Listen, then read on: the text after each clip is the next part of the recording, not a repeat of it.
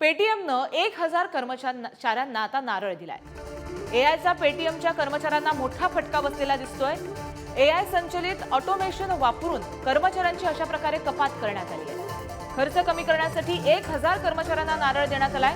आताची एक मोठी बातमी मानली जाईल। पेटीएमनं 1000 कर्मचाऱ्यांना नारळ दिलाय। एआयचा पेटीएमच्या कर्मचाऱ्यांना असा मोठा फटका बसलाय।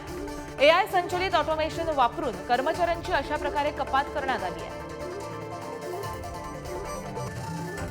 याबाबत अधिक माहिती जाणून घेऊ आमचे प्रतिनिधी विक्रांत यांच्याकडून। विक्रांत, पेटीएमनं मोठ्या प्रमाणात नोकर कपात केली आहे, कर्मचारी कपात केली आहे, अधिकची माहिती। खरं तर पेटीएमची जी पॅरेंट कंपनी आहे 197 कम्युनिकेशन, या पॅरेंट कंपनीकडून जवळपास 1000 कर्मचाऱ्यांना जो आहे तो नारळ देण्यात आलेला आहे, त्यांना कामावरून कमी करण्यात आलेलं आहे।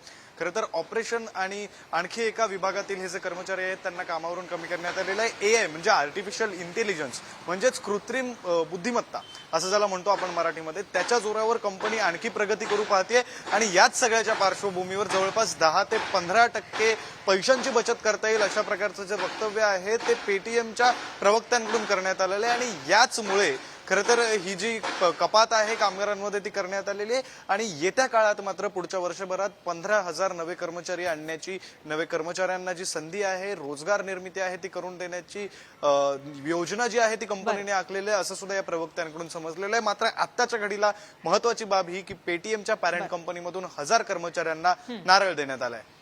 अधिक अपडेट जाणून घेत राहू। धन्यवाद विक्रांत, तुम्ही दिलेल्या माहितीसाठी।